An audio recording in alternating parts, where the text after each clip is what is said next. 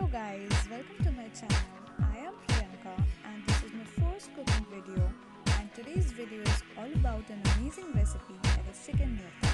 It is a delicious preparation that can be made easily and can be served with parathas and naans. So let's just check the ingredients.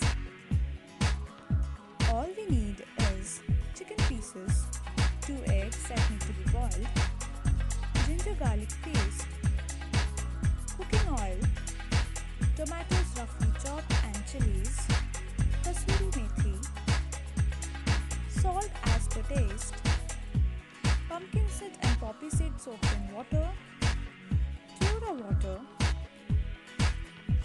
garam masala, turmeric powder, coriander powder, chili powder, bay leaf, clove, cinnamon, cardamom, garlic, 1 onion finely chopped, Amul fresh cream or any other cream, and salted butter. In a pan, we need to boil 2 cups of water. To that, we are going to add salt that will enhance the boiling process, and all the chicken pieces that we have kept.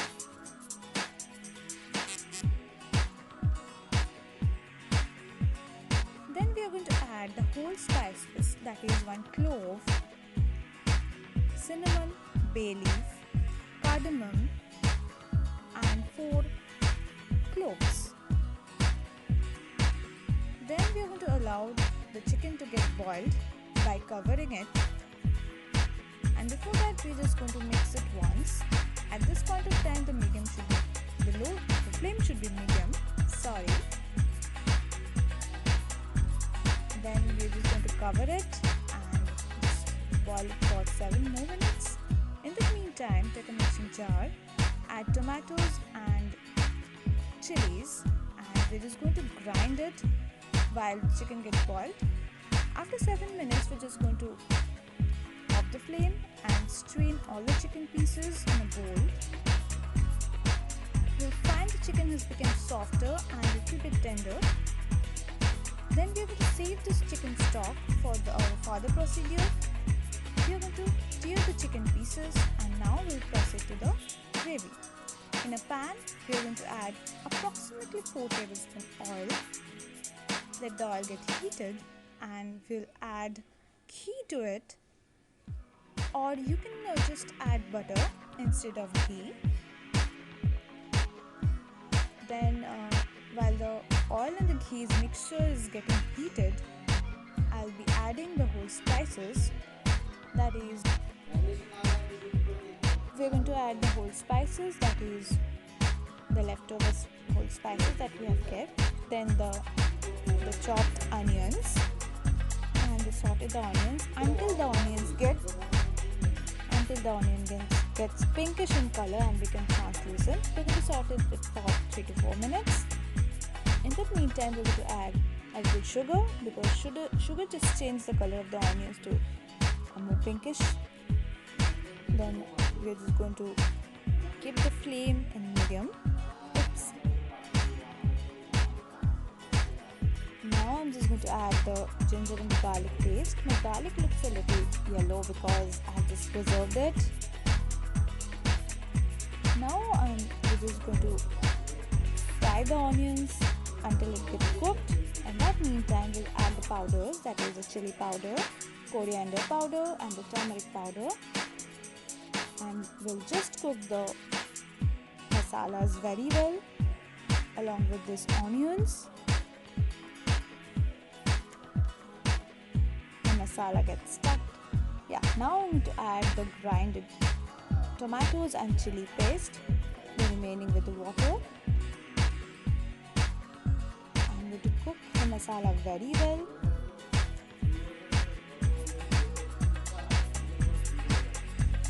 At this point the flame should be medium and the masala should be cooked very well to avoid the raw smell.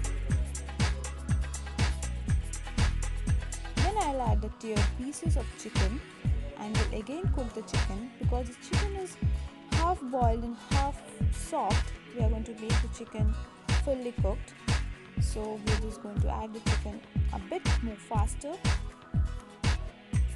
Then we are going to add the paste of the pumpkin seeds and the poppy seed, and again I'm going to mix them well.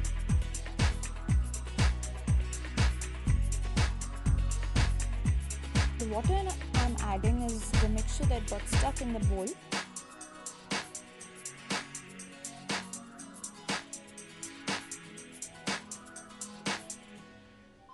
Which is totally alright. Then I'm going to cover and cook the mixture, and at this point of time the flame should be medium. You can see a lot of water has come out from the chicken. Now we're going to add the remaining stock that we have kept. The stock will enhance the flavor of the chicken. You can see a lot of water, but no worries, this water will get dried off. Now I'm going to add salt as per taste. For this time we are going to lower our flame and just cover it and cook it for more 5 to 10 minutes. Yeah, 5 to 10 minutes, because you just need to check after 2 to 3 minutes whether it's getting too watery and just thicken up.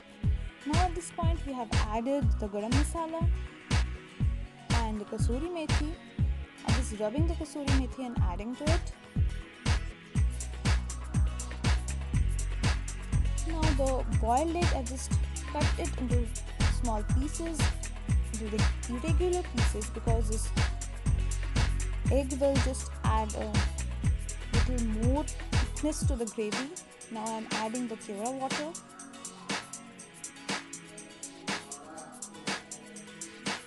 Now this fresh cream, it just enhances the taste amazingly. Now half a teaspoon of butter. If you want more, you can. I'm going to just stir it one. I'll just switch off the flame and I will just serve. After just switching off the flame, I've just served it in a bowl and just garnished with the remaining kasuri methi and the boiled egg. Now I'm just showing you the amazing texture and the color of the gravy. It was just a small try to this amazing recipe. If you like the recipe, please do